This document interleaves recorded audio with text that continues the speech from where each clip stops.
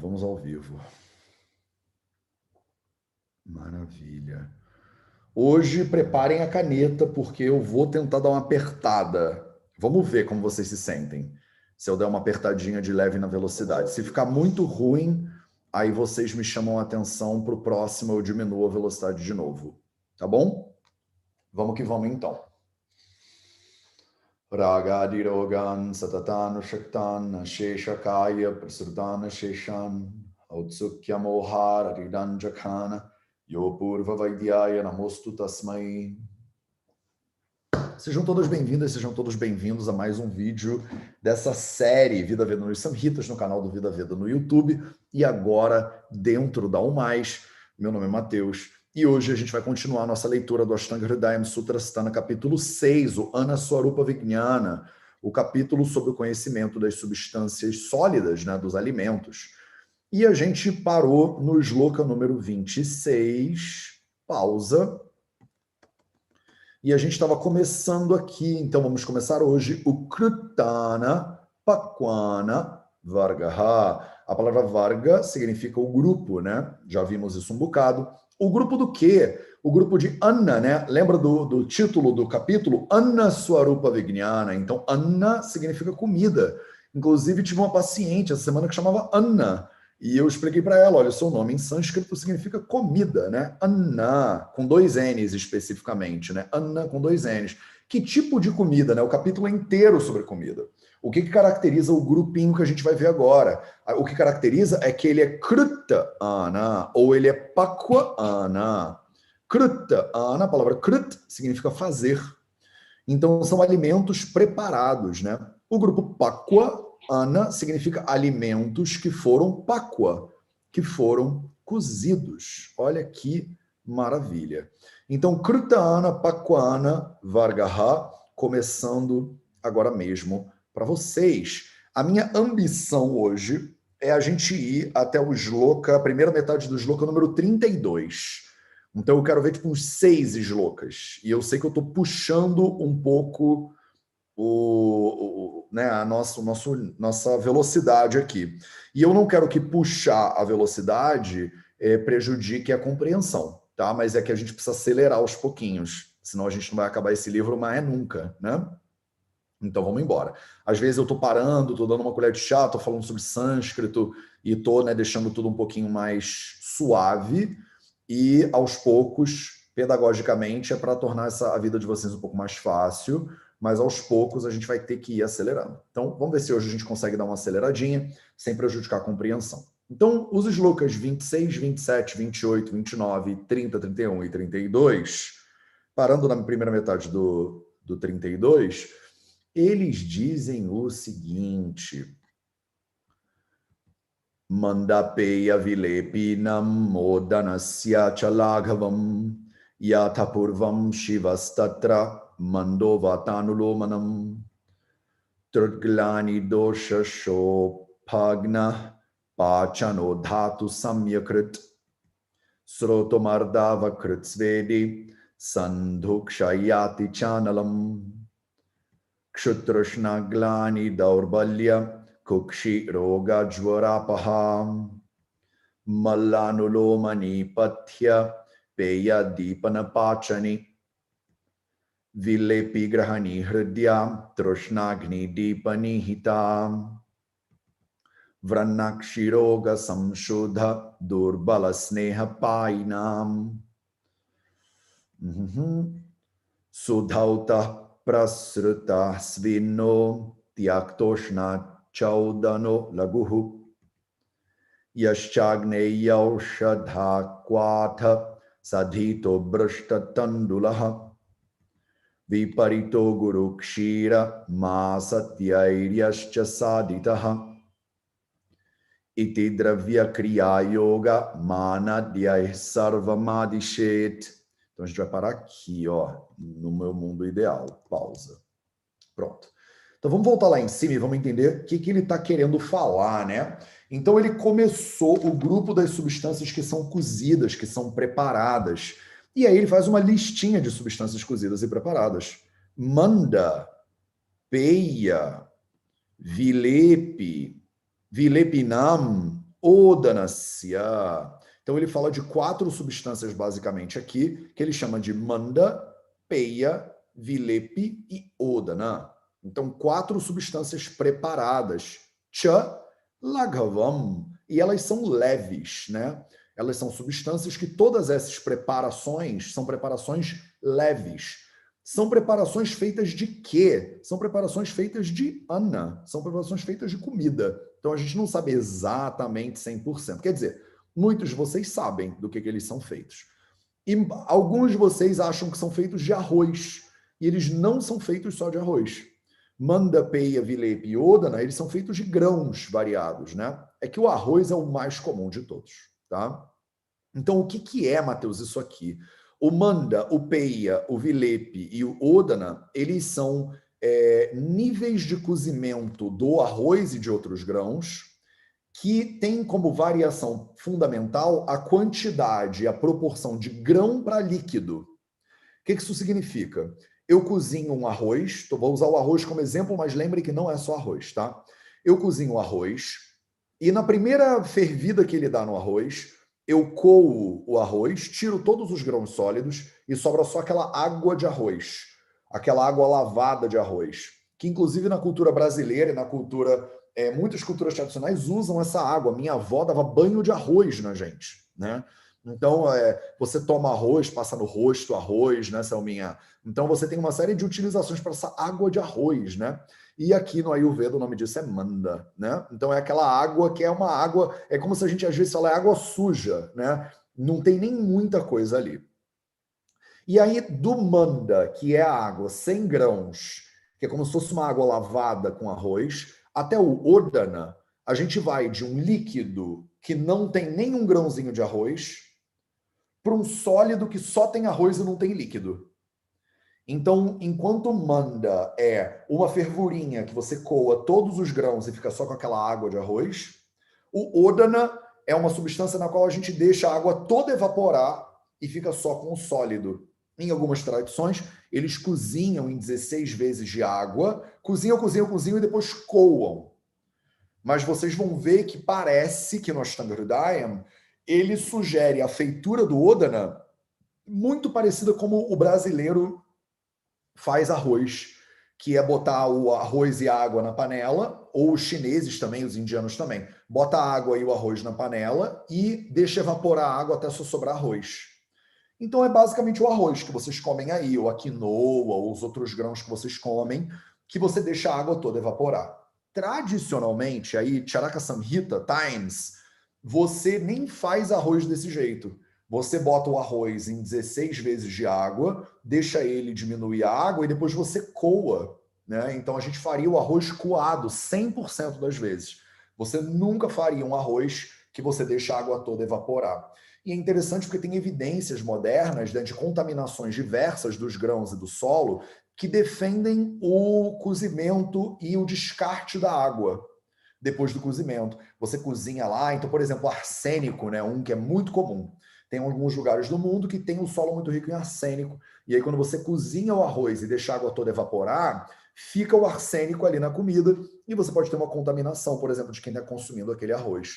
Na visão dos samhitas de antigamente, é interessante porque, e dependendo do lugar da onde vem o arroz, não precisa evaporar a água toda, e dependendo do lugar, você precisa evaporar a água toda. Quer dizer, tem lugar que tem muita contaminação de arsênico, é melhor você cozinhar na água e jogar e descartar a água e ficar só com os grãos, porque aí sai na água muito das coisas que você não quer dentro do corpo da pessoa. Em outros lugares, como não há contaminação no solo, não tem problema ele evaporar inteiro. Como é que eu sei isso, Matheus? Não tem muito como saber, na real. Tem estudos científicos, tem hoje em dia avaliação que os governos fazem para dizer se o arroz é rico, pobre em metais pesados e tal, mas assim, de olhar no supermercado, você nem sabe, mal sabe às vezes de onde vem o arroz, né? Na Índia, dependendo do lugar onde você planta, ele tem características específicas e o cozimento ele tem que ser diferente. Nem estou falando de manda, peia, vilepi, odana, não, tá?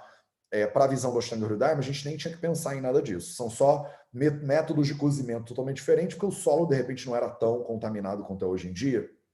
Então, se você fizer o grão cozido na água e a água toda evaporar, ou se você escoar toda a água e ficar só com o grão, a gente chama isso de odana. O manda é só água e sem grão.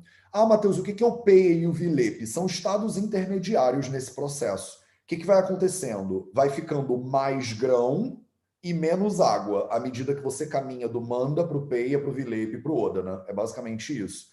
E aí não tem um número exato, é 20% de água, não tem isso, entendeu? Normalmente a gente faz isso no olho, ou a gente espera só reduzir. Então o peia, ele fica uma papinha, que ainda tem arroz ali dentro.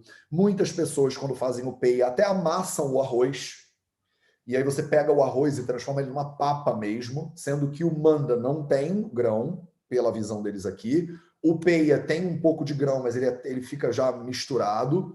O vilepe, ele tem mais um pouquinho de grão, então é uma sopa de arroz, digamos assim, ou de algum grão. E o odana é o que está com mais cara de arroz mesmo, que a gente comeria hoje em dia. Cha laghavam. Todos eles são laghu, todos eles são leves para digestão, tá? Yatapurvam shivastatra. Então, mandou, né? Então, nessa ordem que ele colocou, nessa ordem que o Samhita listou aí para você, a palavra purva também significa o primeiro, né? Então, Yatapurvam, nessa ordem aí que a gente colocou, Shiva Hatatra. Então, a palavra Shiva significa do Deus mesmo, sabe? O Deus Shiva, ele escreve assim mesmo. O Deus Shiva é o que? Auspiciosidade, felicidade e tal e tal. Mandaha Vata no Lomana. Então, ele já mudou de assunto, já está falando direto aqui do Mandaha, tá? Então, nessa ordem aí, Shiva Statra. Então, ele é cada vez mais, ele é mais auspicioso nessa ordem. Quer dizer, eles são mais fáceis de digerir nessa ordem e eles são mais recomendáveis, digamos assim. Principalmente, vocês vão ver, ele vai explicar, tá? Ele vai detalhar isso com mais cuidado. Dependendo do caso do paciente, para paciente que tem uma digestão muito ruim, né?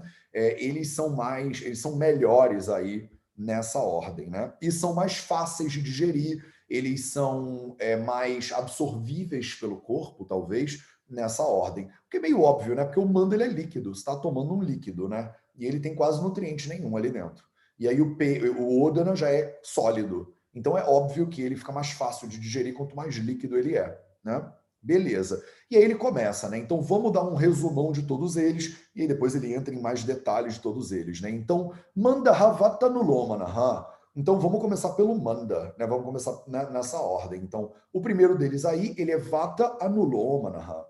Ele faz vata anuloma. Ele direciona o caminho natural de vata dosha. A palavra anuloma, anu significa junto, de acordo com o quê? Com loma. Loma são os pelos. Então, anuloma é a direção dos pelos do corpo, literalmente. O que isso significa na prática? É a direção do fluxo metabólico, né? A gente come por cima e ejeta por debaixo, né? Então, esse caminho que entra por cima e sai por debaixo, a gente chama isso de vata anuloma, né? De cima para baixo. Então, o manda ele faz vata anuloma. Se você está com o vata meio desarranjado, ele te ajuda a colocar o vata no lugar. Trut, glani, dosha, shesha gnaha. É dosha shesha. Eu acho que eu escrevi errado isso no meu... eu escrevi errado. Eu transliterei isso na munheca, né? Eu fiz isso tudo na mão. Então é dosha shesha. Deixa eu pegar meu Devanagari aqui, pronto. Dosha shesha gna. Então, ele é bom, ele faz gna, ele elimina várias coisas, né? Ele facilita vários problemas para você. Então, primeiro, ele alivia trut. Trut significa sede. Então, uma pessoa que sente muita sede, Mateus, eu sinto sede o dia inteiro. Eu bebo 3 litros de água e continuo morrendo de sede. Aí o que eu dou para ela tomar? Eu dou para ela tomar chá, eu dou para ela tomar sopa. No caso aqui, ele dá para a pessoa tomar o manda, né? Ele não é água pura, né? Ele tem uns mineraizinhos ali que vão ajudar, de repente, a absorção desse troço. O que mais que ele faz? Ele também faz glanigna. Glanigna significa que o glani é quando a pessoa está cansada, está exausta. E ele destrói isso aí, quer dizer, ele é revigorante. Ele provavelmente hidrata, né, muito bem, e aí ele acaba sendo revigorante. Glani, dosha, shesha, gnaha. Então ele também acaba com o finalzinho do dosha. Dosha Shesha Gna significa que ele termina de eliminar os doshas.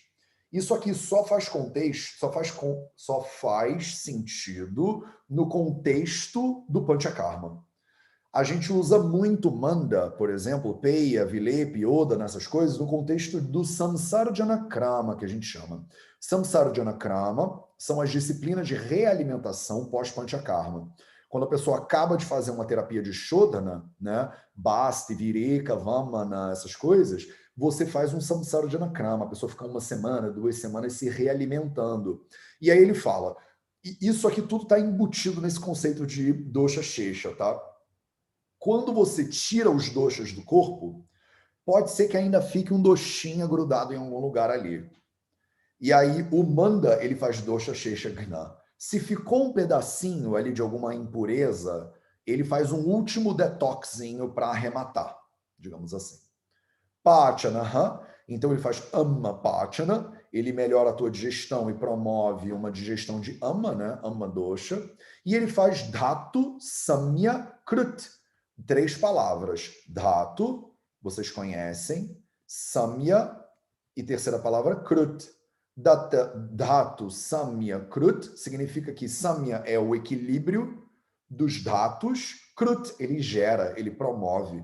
Então, ele facilita, ele promove, ele gera um equilíbrio de todos os dados. É como se os dados estavam viciados pelos doshas, os dados estavam meio zoados, e aí o manda ele vai lá e ele nutre os dados e coloca os dados em ordem novamente.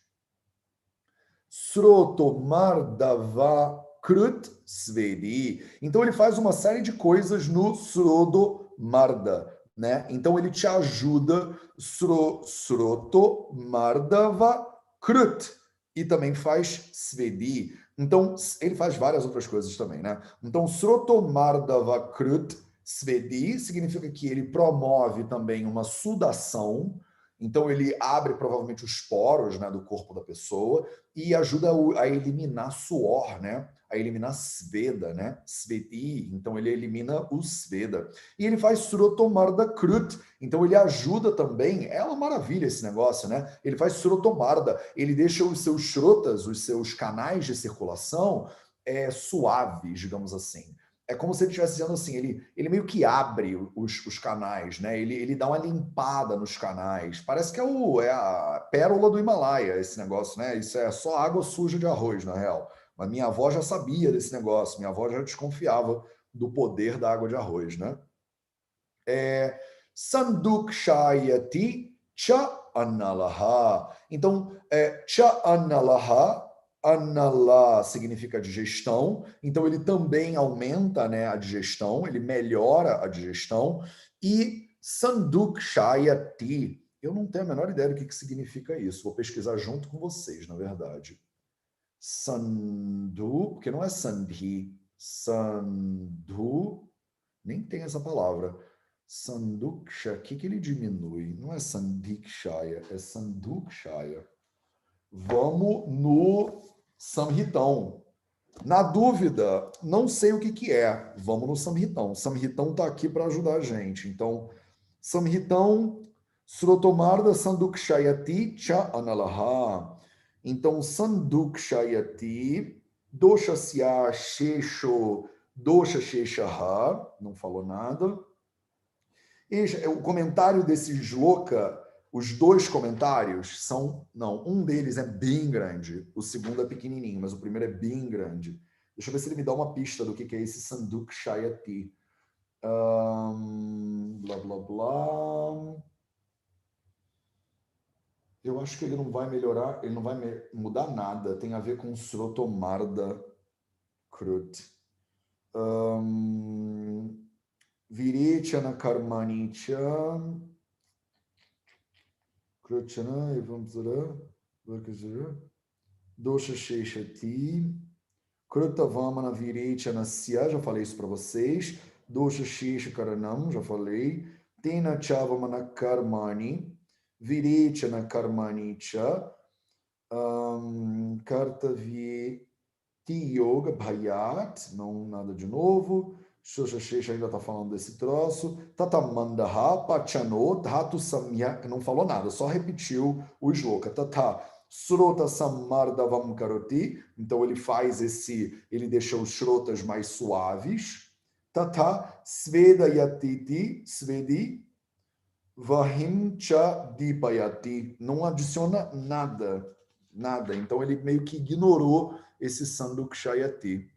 Eu acho que todos os autores ignoraram essa parada, porque eu nem sei o que ela significa. E não tem no meu dicionário, diga-se de passagem. Então não sei que interpolação foi essa aí. Adravani, Yatha, o Dana já está falando de outras coisas, manda não sei o que lá, Srotomardava Krut, Langhanadi Kruta Srota Katinha. Então eles ficam katinha, eles ficam mais suaves, os shrotas, quando você come esse negócio. E aí ele pula para o Svedi, Svedi Sveda Baha Srotorodha Shamanam. Então, nenhum dos comentaristas prestou nenhuma atenção para esse Sandakshayati. Então, eu acho que ele deve ter a ver com essa parada do Srotomardava Krutsvedi. Esse é meu palpite aqui. Porque não fica claro o que isso aqui significa. Engraçado, né? Eu acho que eu nunca tinha esbarrado numa palavra que eu não faço a menor ideia e não tem nenhuma pista em lugar nenhum exatamente sobre o que ela significa. Provavelmente ela qualifica isso aqui, o Sroto Mardava Krutsvedi, e o Chanalamta já deixa claro. Enfim, eu vou seguir em frente porque eu realmente não sei. Posso perguntar para o meu professor de sânscrito, mas vamos ver. Porque se nenhum comentarista nem falou nada, eles abstraíram, é porque realmente está feio para todo mundo aqui. Então vamos em frente. Segunda metade do shloka número 28, e aí ele muda de assunto. Então ele fala Kshutrushna Glani Daurbalya Kukshiroga Jwarapaha Malanulomani Patya Peya. Então ele está falando do Peya, tá? Ele começou a falar do Peya aqui. Dipana Pachani. Então tudo que ele está falando aqui, nesses dois esloquinhas, que é a segunda metade do 28, primeira metade do 29, são características específicas do Peya. O que é o Peya? O Peya é o grão cozido com um pouquinho de grão e muita água e muito líquido. Então ele é Kshutrushna Glani. Então ele melhora Kshut e ele melhora Trushna. Kshut é a fome, Trushna é a sede. Vocês vão ver que isso é muito comum, né? Todos eles aliviam a fome e a sede. E olha aí, Glani outra vez. Quando a pessoa está exausta, né? Eu já sei o que eles estão fazendo, porque ele fala no final que é parrar, né? Então ele vai aliviar, ele vai melhorar, né? Ele vai melhorar essas coisas todas. Ele vai melhorar o glani, ele vai melhorar a exaustão, quando a pessoa está debilitada, né? Glani, faltou o ni. Daurbalya, ele melhora o daurbalya. Se a palavra bala significa força, a palavra dur significa pouco, durbala significa pessoa que tem pouca força. Aí a gente chama essa pessoa, o adjetivo é daurbalya. Daurbalya é a pessoa que é fraquinha, que ela tá fraca, né? Então, se a pessoa tá debilitada, se ela tá muito fraca. Kukshiroga, a palavra roga significa doença, a palavra kukshi significa o abdômen, né? Essa parte toda aqui da sua barriga. Então, ele é kukshiroga parra, ele alivia vários tipos de doença do abdômen. Você está com um inchaço, né, no abdômen, você come sempre, aí fica lá empanturrada, né, tem aqueles edemas e tal, Kukshiroga parra. Então essa coisa aí melhora também essas doenças do abdômen. Jwara parra, ele melhora o aumento da temperatura corporal, quando a pessoa está com febre, por exemplo, a doença que a gente chama de jwara. Então jwara parra, ele é um bom alimento para melhorar o jwara. Mala anulomani. Então, ele não faz vata anulomanaha, não confunde, olha aqui em cima. Mandaha vata anulomanaha. O manda, ele faz vata anuloma. E o peia? O peia, ele faz mala anuloma. Ele faz com que o mala, as excretas, elas sejam encaminhadas para o caminho de sair do corpo mesmo, né? Então ele direciona, organiza o caminho natural dos malas, né? O caminho natural das excretas no seu corpo. Patya, ele é ótimo, ele é saudável, né? É o tipo de coisa que, se fosse no mundo atual do capitalismo, teria alguém vendendo esse troço, falando o Ashtanga Hridayam comprova que peia é patya, quer dizer, ele é saudável. É quase como se fosse saudável para todo mundo, ele é recomendável para todo mundo pode comer peia, não tem problema nenhum. É que ninguém quer, né, comer peia, mas todo mundo pode comer peia. Quem não tem gosto de nada esse negócio praticamente, e a maioria dos pacientes, depois de 2 dias de peia, já está querendo fugir do hospital pulando o muro e tal e tal. Se vocês, quando tiverem mais experiência clínica hospitalar, no Ayurveda, vocês vão ver esse troço. A gente acha lindo o Ayurveda. Ayurveda, Matheus, é lindo, quero fazer um Panchakarma na Índia. Aí eu boto a pessoa para fazer Samsara Janakrama, 3 dias depois a pessoa não quer mais saber de Ayurveda, nem pintado de ouro na frente dela, porque ela fica 3 dias só comendo papa de arroz. Aí começa a sonhar com pizza. Aí as conversas durante a prece, aí de manhã a gente vai lá fazer os 100 nomes do Vishnu, aí tá todo mundo só conversando sobre o que vai comer quando voltar para casa. E finalmente já acabou esse Panchakarma. Quando eu voltar para casa, eu vou fazer um estrogonofe. Tudo que eu queria era voltar para casa para poder sair para o restaurante. A pessoa começa a sonhar com comida. Parece aqueles programas que fazem desafio de, tipo, vigilantes do peso, essas coisas que a pessoa fica lá, coitada, passando fome e pensando em comida. É isso que acontece, tá? Não tem nada charmoso no Mando, no Peia, no Vilepa e no Odana. É só comida que depois de 3 dias ninguém aguenta mais, basicamente. Mas olha quantas coisas lindas que elas fazem com o corpo da pessoa. E mais, né? O Peia é Dipana Pachani, então ele aumenta o Agni e ele digere ama. Fenomenal, né? Fenomenal. Tudo que uma pessoa precisa quando ela está passando por um procedimento de internação, quando ela está passando por um panchakarma. Tudo que ela precisa é esse tipo de comidinhas aí deliciosas, que não tem gosto de nada, mas que são ótimas para o corpo. Vilepi, então vamos para o próximo. Vilepi, o Vilepi ele é bom para quê? O Vilepi ele é Grahani. O Vilepi ele segura, ele agarra, né? Grahani, vocês lembram de agarra, porque é isso que a palavra significa. Graha significa agarrar alguma coisa, prender, segurar alguma coisa. Então, a palavra Grahani também significa muitas vezes traduzido como intestino delgado, a parte da digestão que tem predominância de Pitta dosha, também é chamada de Grahani muitas vezes. Então, doenças que têm a ver com Grahani é um dos sentidos, né? São beneficiadas por Vilepi, mas o sentido mais comum da palavra Grahani é de que ele segura as fezes, segura a urina. Então, se você acabou de fazer um Virechana, por exemplo, você se desfez, né? Você fez uma purgação terapêutica, você está totalmente fraca, você se desfez lá na privada durante um dia inteiro, aí a gente te dá aqui um Vilepi, porque o Vilepi ele dá uma segurada nas tuas fezes também. Então ele dá uma graha, né, no teu intestino. Não é para todo mundo que isso é recomendado, mas para algumas pessoas isso é bom. No mundo que a gente vive hoje em dia, a maioria das pessoas não precisa disso, porque a maioria das pessoas que eu vejo na clínica é constipada, né? Aí você pega e dá lá um Vilepi para um paciente constipado e tem que tomar cuidado, porque é muito arroz, a pessoa pode prender ela um pouquinho. Então é isso, porque ele tem uma distringência, né? Esses grãozinhos, eles têm uma distringênciazinha que dá uma segurada, né? Ele é Hrudya, então ele é um tônico cardíaco, seria um jeito de falar isso bonitinho. Então ele faz bem para o coração, né? Para toda essa região aqui do tórax, que a gente chama de Hrudaya, né? Que é o coração. Mas não é só o coração, o músculo, né? O Hrudaya é essa região central do corpo, assim. Muitos autores gostam de problematizar e falam que é a mente, né? Hrudaya é a mente, Hrudaya é a alma, Hrudaya é a sua prakruti. E aí a gente viaja na maionese, mas todo mundo praticamente no Ayurveda concorda que Hrudaya é o coração mesmo, tá? É porque a palavra Hrudaya significa a essência, né? O cerne do negócio. E aí a gente pode questionar, né? Se você olhar em senso mais amplo ou em senso mais estrito. Trushnagni, então Trushnagni, todos eles, né?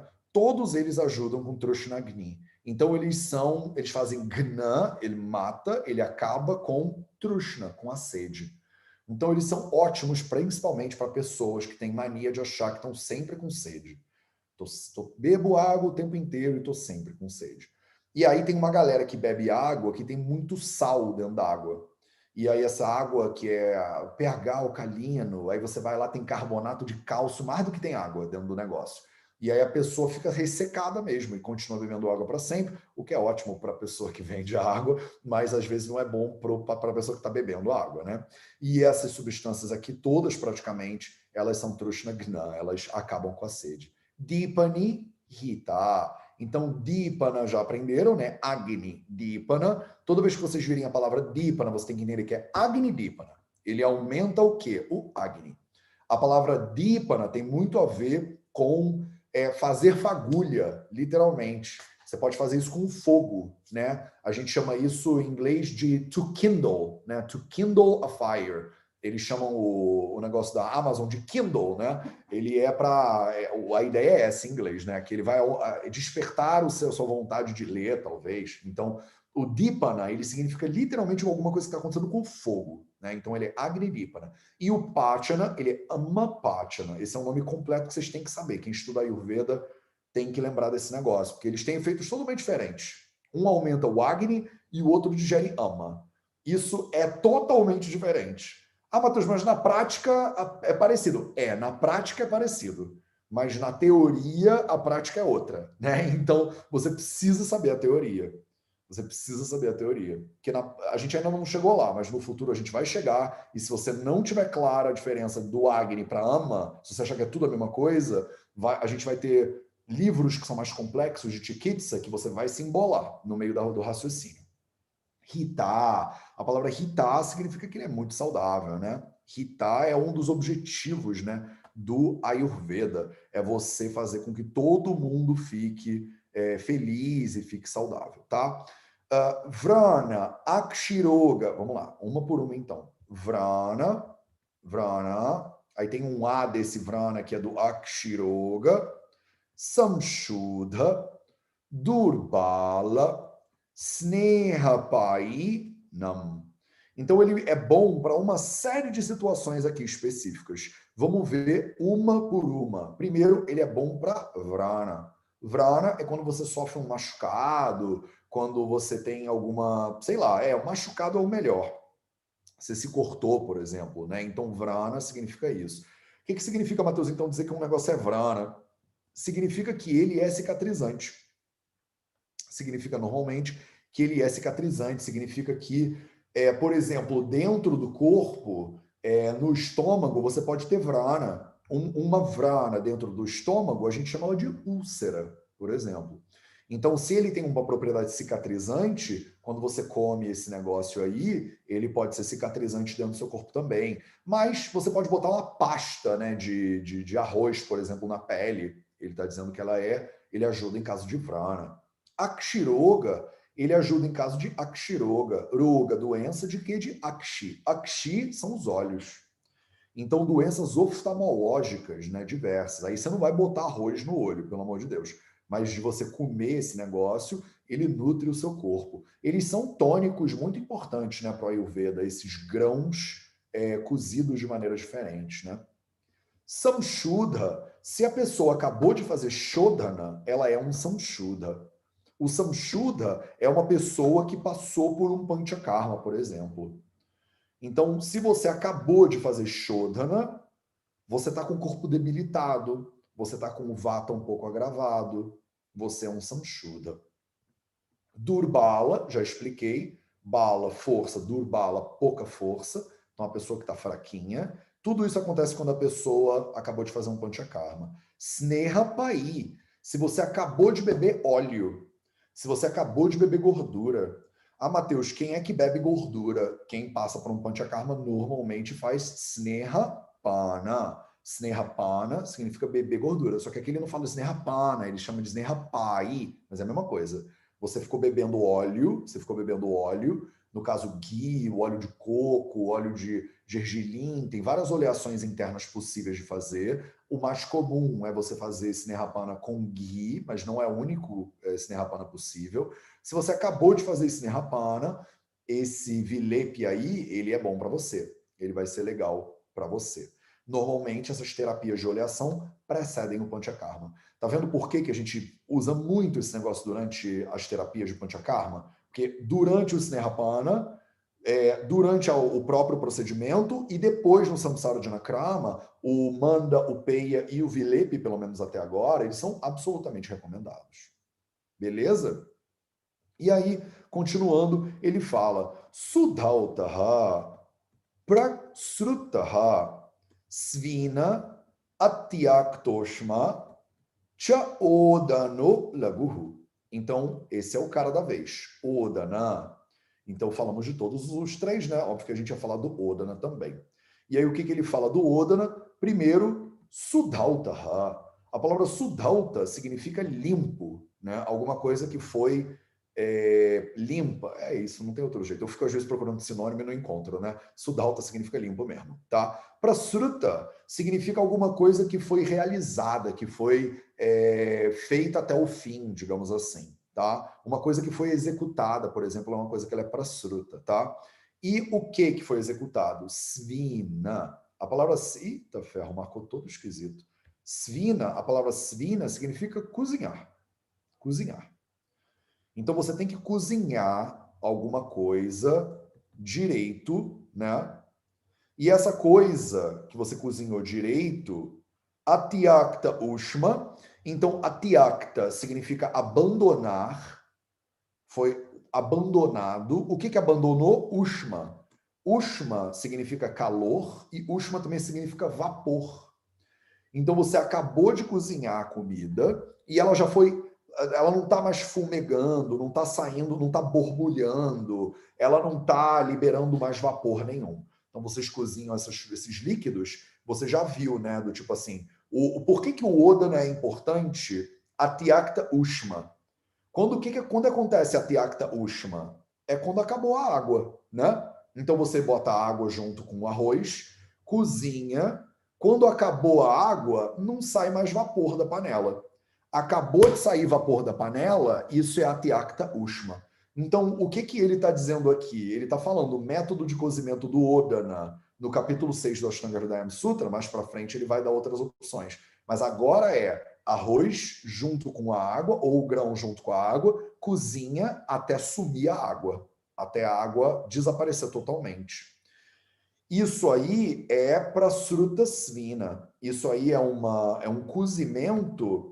Eita, não consigo marcar. Ele é um cozimento que foi realizado até o vapor todo desaparecer. Sudhautaha significa que é um Odana Sudhautaha. É Odanaha Sudhautaha. Então ele está limpo, né? O grão ele tem que estar limpo. Eu acho que dá para entender que o grão tem que estar limpo ou que o grão tem que ser bem lavado. Muitas vezes isso também significa que você tem que pegar o arroz e lavar ele antes, né? Toma cuidado para você não pegar o grão, jogar ele direto dentro da panela e sair cozinhando o grão. Então é bom você dar uma lavada para não ir nada junto com o grão. Hoje em dia, quando você compra arroz, ele já vem meio que higienizadinho, né? Então tem muitos arrozes que você nem precisa lavar. Tem arrozes, na verdade, hoje em dia, que não pode lavar. Então, se você comprar um arroz parborizado, adicionado de vitaminas, e você olhar na embalagem, está dizendo assim, não enxaguar. Por que você não pode enxaguar? Porque eles adicionam as vitaminas no arroz. Se você lavar, vão as vitaminas todas pelo ralo. Então, você deveria pegar o grão, jogar ele direto na panela e cozinhar ele direto, se você comer esse negócio. Agora, se você pega um arroz vermelho, né, um grão integral, era bom você lavar, porque ele pode estar com terra, ele pode estar sujo, né? Então, eu acho que essa é a leitura que eu prefiro desse negócio, falar que ele é Sudhautaha, porque você cozinhou completamente um grão que previamente foi lavado direito. Acho que esse é um jeito de traduzir bem essa frase. Laguhu, ele é leve para digestão, né? Como todos os irmãos dele, ele também é fácil de digerir.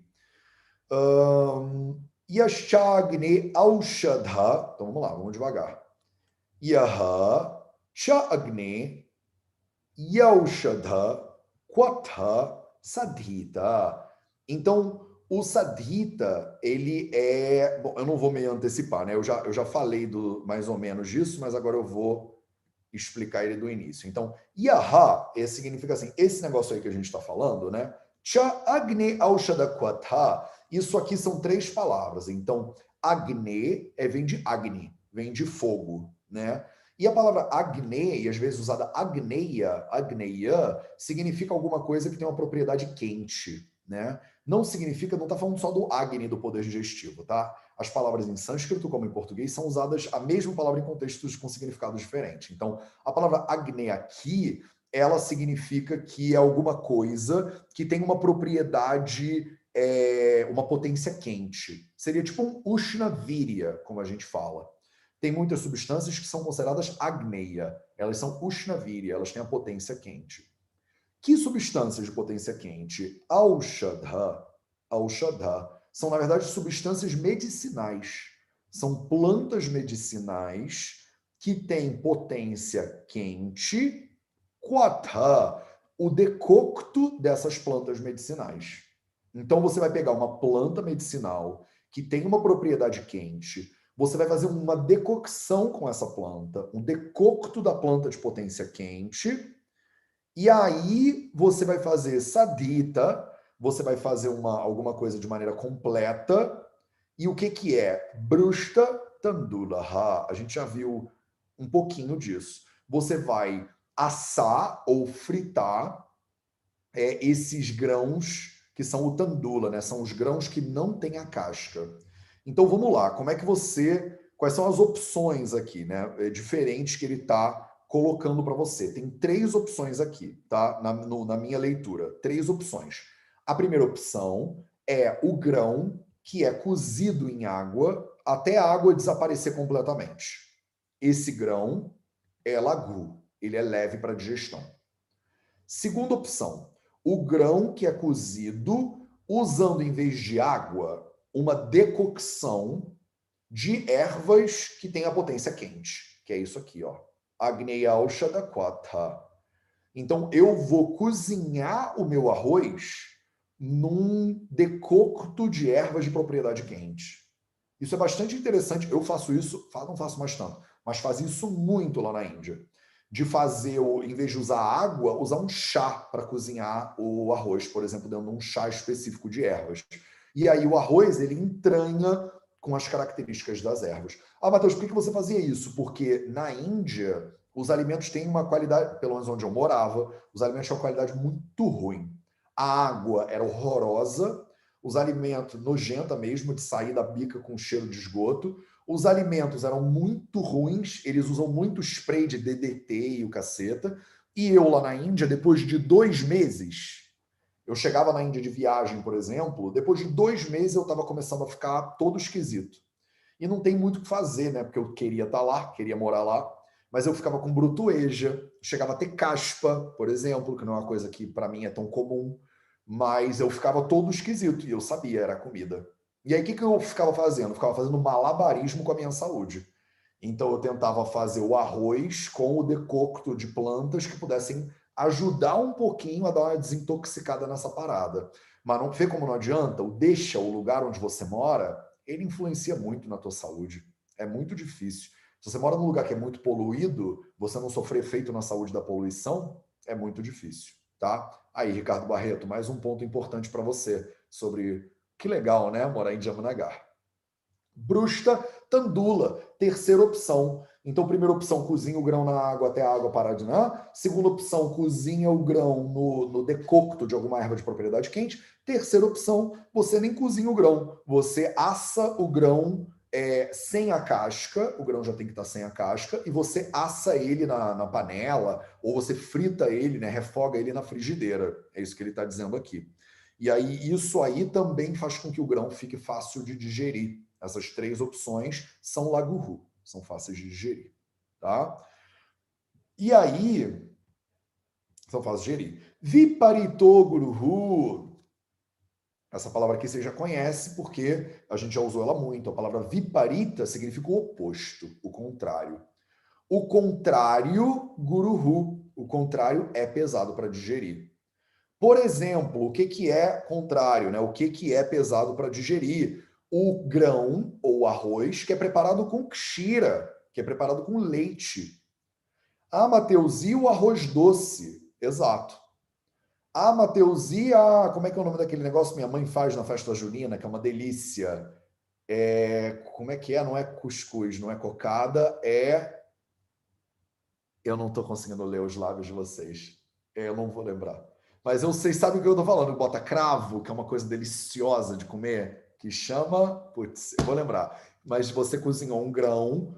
E o eu não vou conseguir, Selminha. Mas é um grão que é cozido com... Daqui a pouco vem na minha cabeça. É um grão que é cozido com leite, por exemplo. O grão que é... Canjica. Canjica, obrigado, Cris Dantas, por salvar o meu dia. Canjica deliciosa, maravilhosa, pesada para digestão. Pesada para digestão, tá? Matheus, mas eu tenho um agri que é uma maravilha. Maravilha, aproveita a sua canjica. Aproveita o seu arroz doce. Seu agri é uma porcaria, isso aqui vai pesar na tua digestão. Vai pesar. Isso é o Kshira do Samhita, hein? Não é o Kshira desse que você compra na caixa aí, o HT, não, hein? Outra coisa, tá faltando uma acentuação aqui. Mamsa. Mamsa. Se você cozinha os grãos junto com carne, a palavra mamsa significa músculo, literalmente. Então, o que significa isso aí? É uma comida que é grão, só que preparado com carne. Ninguém faz isso, né? Cultura nenhuma do mundo mistura grão com carne, Matheus. Só todas aqui em Portugal, eles adoram esse negócio. Cubinhos de fiambre, que é um negocinho que ele bota lá no arroz, faz um arroz, a gente falava arroz maluco, né, por exemplo, bota lá presunto e tal, taco fazendo o arroz, misturando ele com a carne. Matheus, ninguém faz isso em nenhuma cultura, só o risoto, por exemplo. Aí você bota queijo, bota leite, bota bacon, tá fazendo tudo ao mesmo tempo. Como é que fica para digerir? Fica guru, fica pesado para digerir. Não é que não é para você comer, mas é só que ele está dizendo, é pesado, tá? É pesado. Adi. Então, esse adi é interpretado de maneiras diferentes. Eu acho que isso aqui é só o etc. Podemos ver se os samhitões eles fazem algum comentário, porque a gente está com tempo. Pô, li coisa pra caramba, ainda estamos com tempo.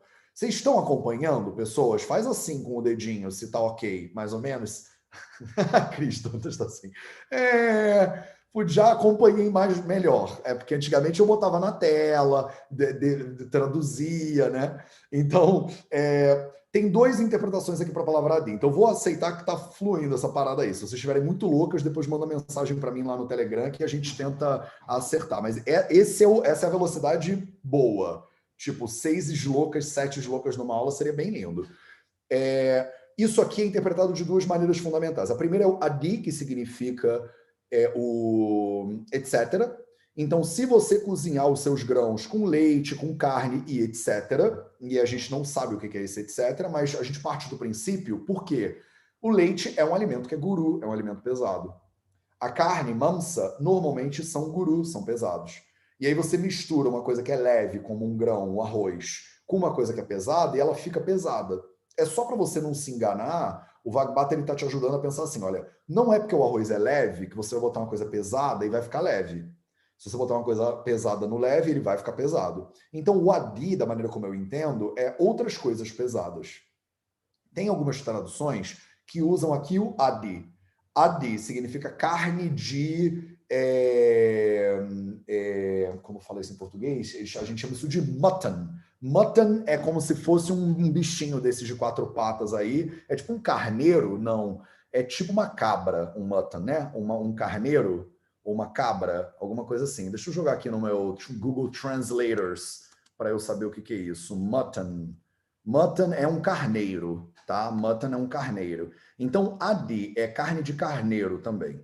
Então, tem gente que traduz isso aqui como leite, carne e carne de carneiro especificamente, ou mamsa adi, ou só carne de carneiro, tá? Então, tem algumas traduções possíveis para esse negócio. Eu leio isso como, mas eu vou conferir se a minha leitura está equivocada, tá? Estou pegando o samhitão aqui para a gente dar uma olhada nele. Mas pode ser Kshira Mamsa Adi, significa que é a carne de carneiro e o leite, ou pode ser Kshira Mamsa Adi, tipo leite, carnes e outros alimentos que sejam também pesadinhos, tá? Adiyaha cha saditaha. Então, é isso aí que eu já falei, né? Tipo antes. Então, você tem que fazer esse cozimento completo, tá? Você tem que fazer esse processamento adequado com essas coisinhas aí. Mas mesmo ele sendo um processamento adequado, vai ficar pesadinho. Então a gente já vai para o último sloka de hoje. Primeiro eu vou dar uma olhada nesse negócio desse Adi, se Adi Shabda, eles explicaram o que eles querem com o Adi Shabda. Viparito guruhu kshira mamsadhyayahascha saditaha. Então, Odana Srushtu, Dhauta já falamos disso, Prasruto Nishchotitaha, Svina Tyakta Bashpascha, já falei, Laghur Bhavati, você, né, ela fica leve para o consumo, Yashchodana, Agneya Aushadhanam, Paricha Chitra Karinam, já falei isso. Tipo, ervas como títraca, por exemplo, Plumbago zeilânica, né, que são ervas quentes. Então, ele está dando só exemplinhos de ervas quentes. Atila Gutamaha, então vai ficar bem levinho. Se você, o comentarista, né, o primeiro comentário, ele fala: se você cozinhar o arroz ou o grão com ervas muito quentes, é capaz dele ficar muito leve. Então toma cuidado para ele não ficar atilagu, ele ficar muito leve demais. Por que ele ficar leve demais pode ser um problema? Porque o leve, ele significa fácil de digerir, mas toma cuidado para o leve não esbarrar no vata dosha, né? Ele ser tão leve que ele acaba gravando o vata. Então toma cuidado com esse negócio, tá? Então o Remadri, ele fez questão de deixar claro para você que dependendo da erva que você usa, pode ficar leve demais, né?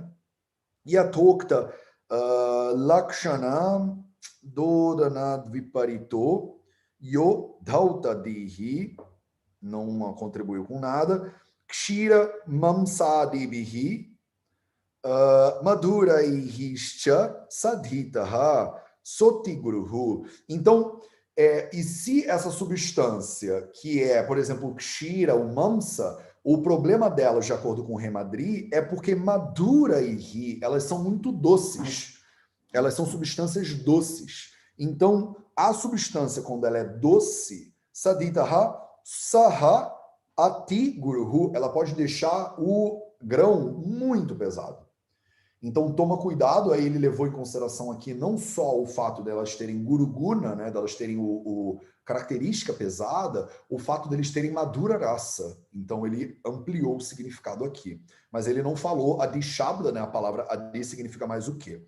Vamos ver se o Aruna Datta, ele fala alguma coisa sobre esse negócio antes da gente terminar.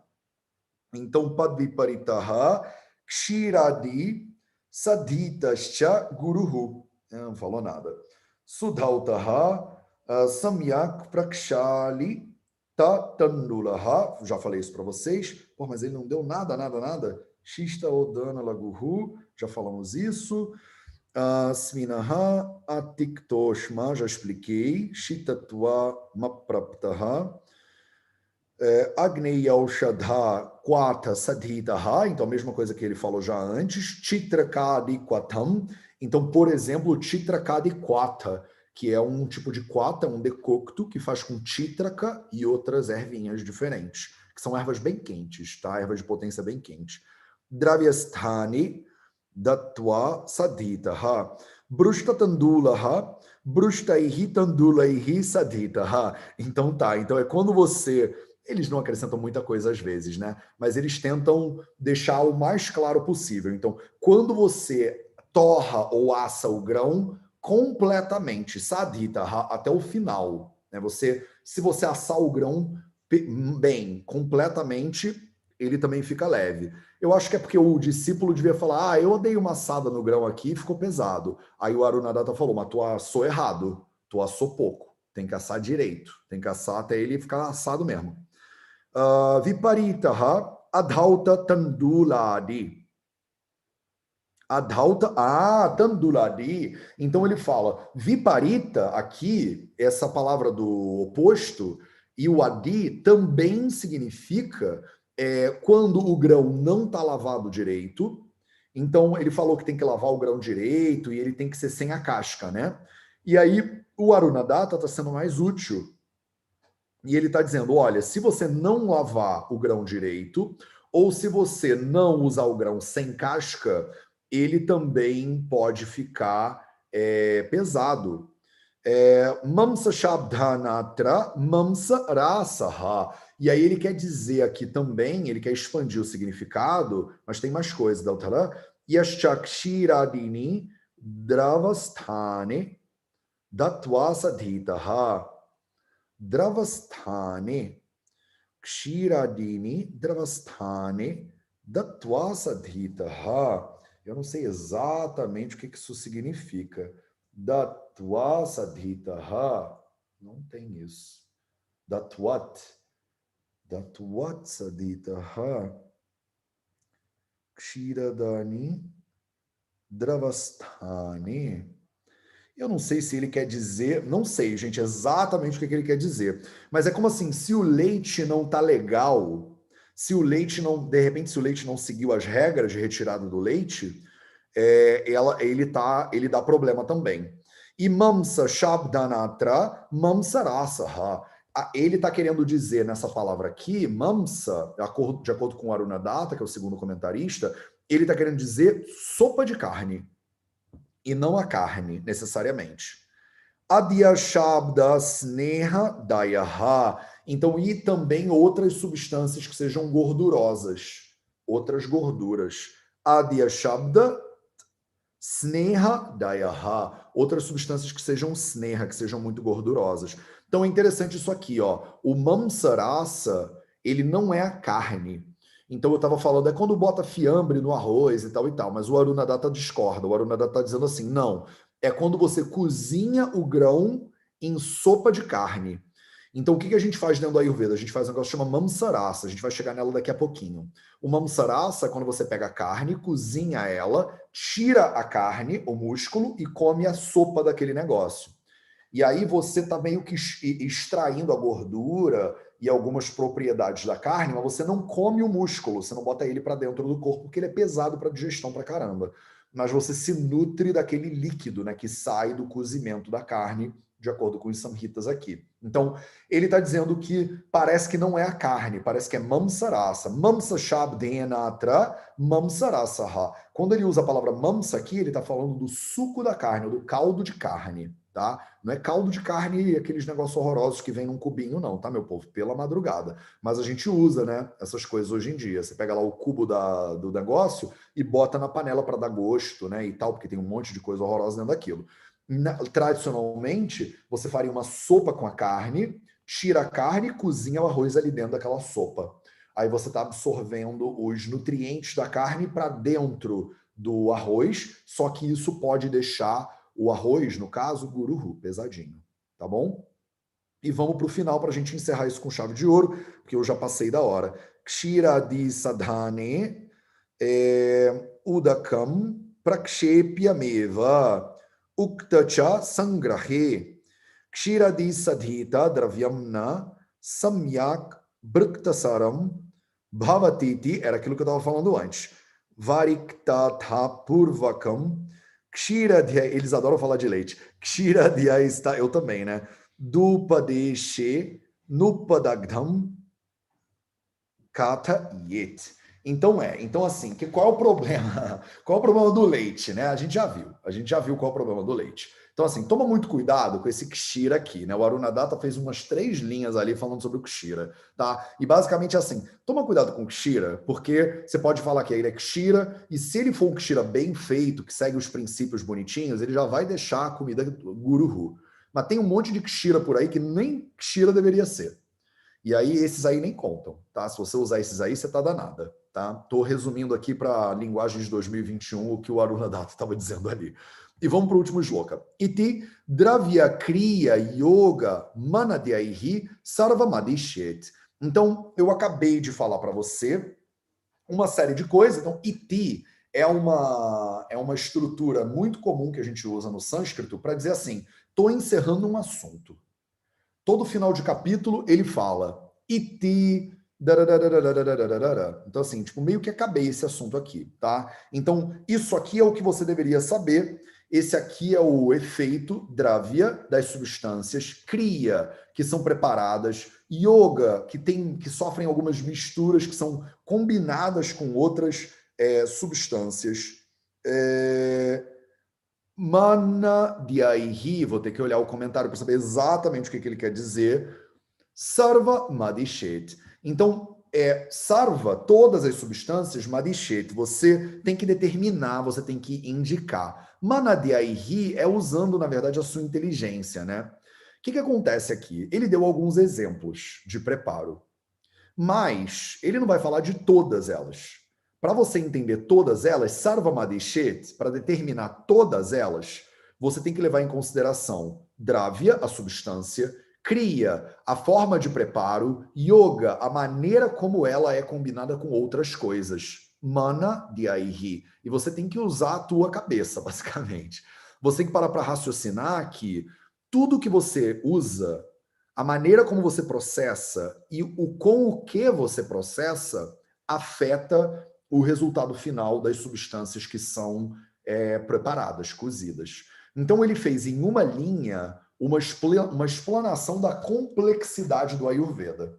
Ele falou, te dei alguns exemplos, vê lá se tu vai ficar fazendo carrossel no Instagram falando que só pode esses exemplos que eu dei. Entendeu? Ele não falou do carrossel do Instagram, isso é o Matheus, tá? Mas, tipo, vê lá se você vai ficar pegando essas ideias, esses exemplos que eu dei aqui, e você vai ficar generalizando e falando que é só essas possibilidades. Não é, né? Lá no primeiro capítulo, o Ashtanga já disse que ele é Nati Sankshepa Vistaram, ele não está falando de tudo do mundo possível, e aí ele fica insistindo nisso o tempo inteiro.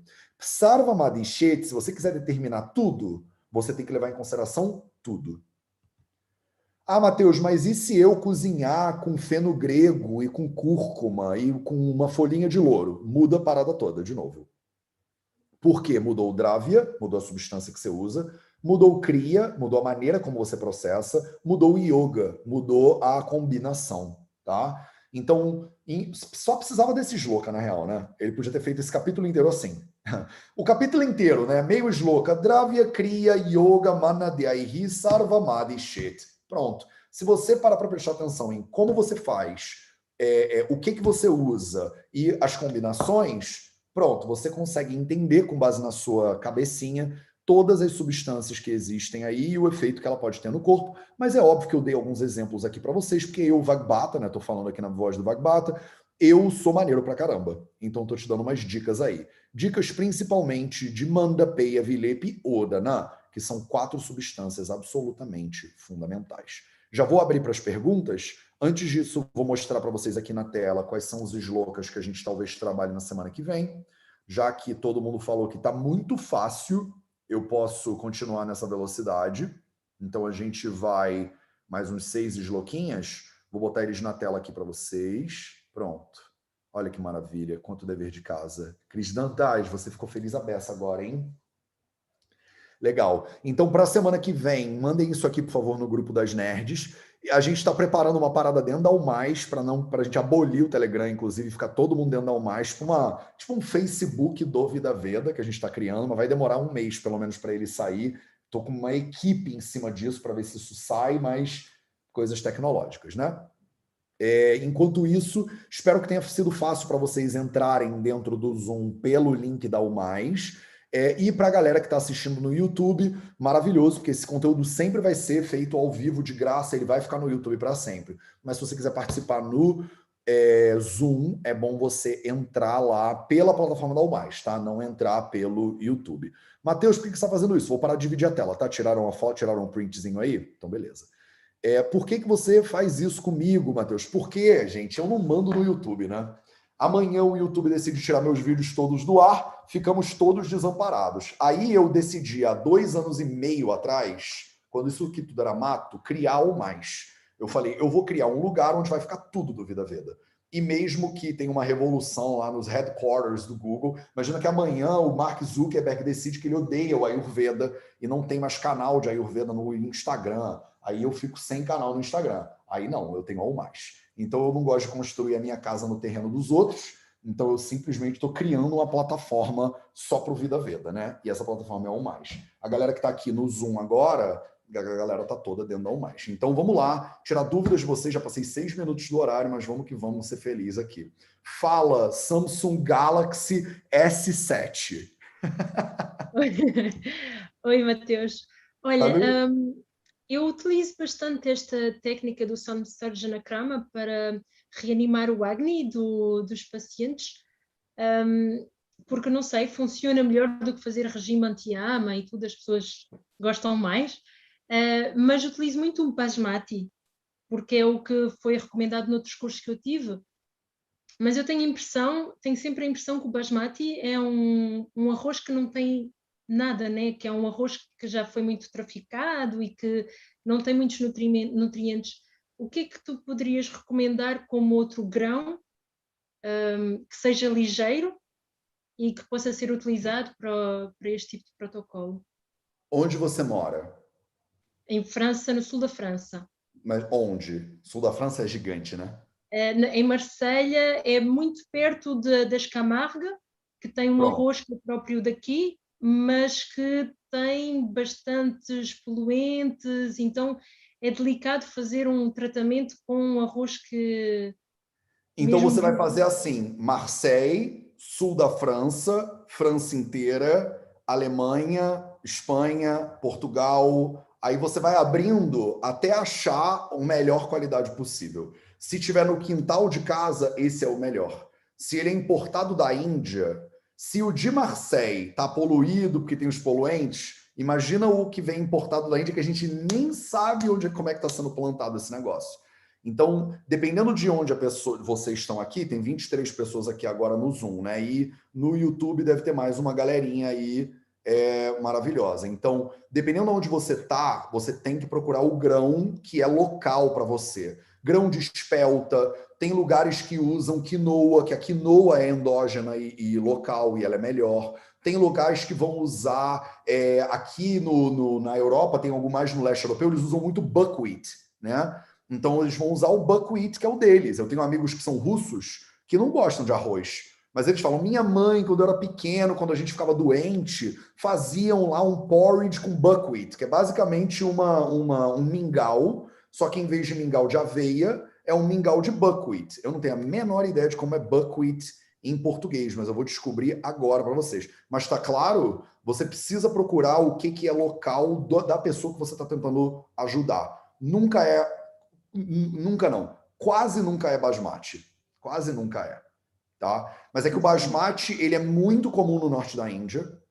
A maioria dos professores que ensinaram a Ayurveda no Ocidente são professores de Pune, né? Então, aquela grande escola de Pune, dos Hanad, do Vasant Lad, por exemplo, que foi um dos grandes precursores do Ayurveda no Ocidente. Mas você tira o indiano da Índia, mas é difícil tirar a Índia de dentro do indiano. Então, a cultura ela é forte, né? E ela é vibrante dentro da pessoa. Então, os indianos que eu conheço vão ao Brasil e levam uma mala cheia de comida. E eles falam, Matheus, não dá para comer comida que vocês comem no Brasil. Não tem gosto de nada aquela comida.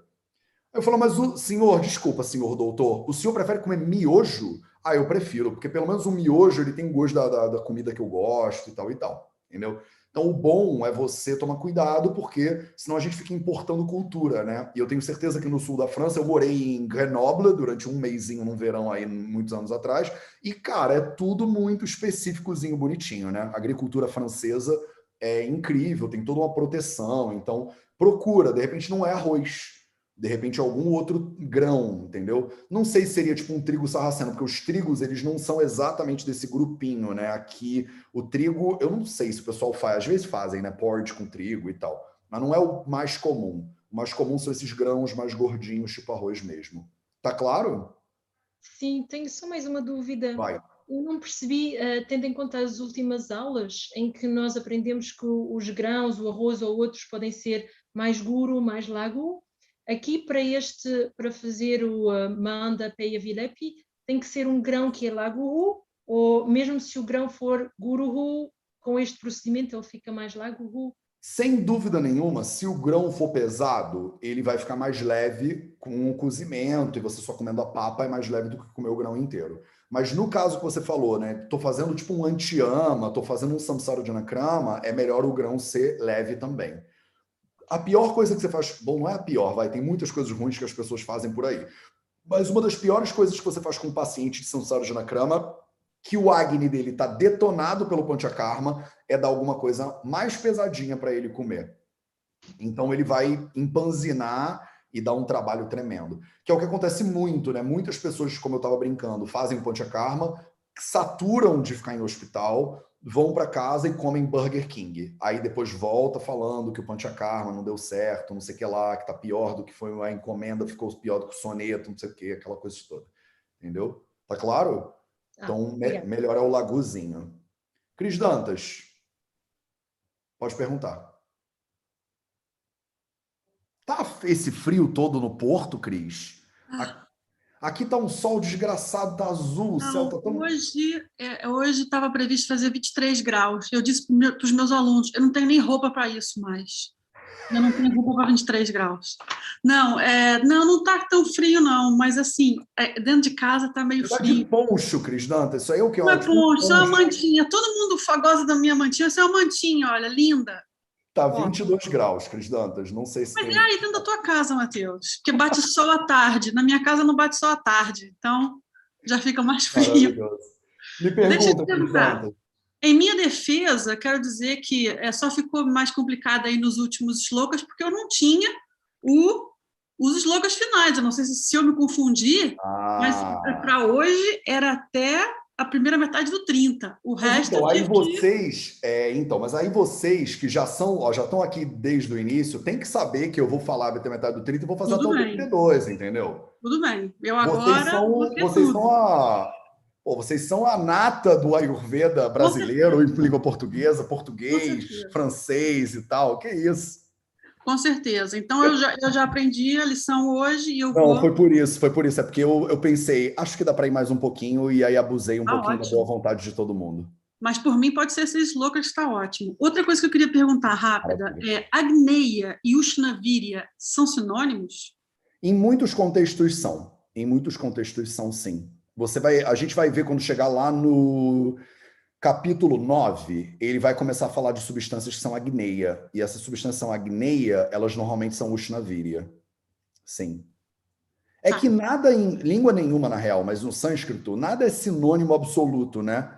Do tipo, toda diferença inclui um conceitinho diferente. Mas para esse momento, no capítulo 6, é a mesma coisa, sim. Tá. É que nem a palavra, a ideia de o melhor de todos, né? Eu já vi pelo menos umas 10 palavras que significam o melhor de todos, aquele que é o mais brilhante, o mais incrível, né? Eles têm muito... O sânscrito é uma língua riquíssima que tem muitos sinônimos que têm conceitos levemente diferentes por causa da poesia, entendeu?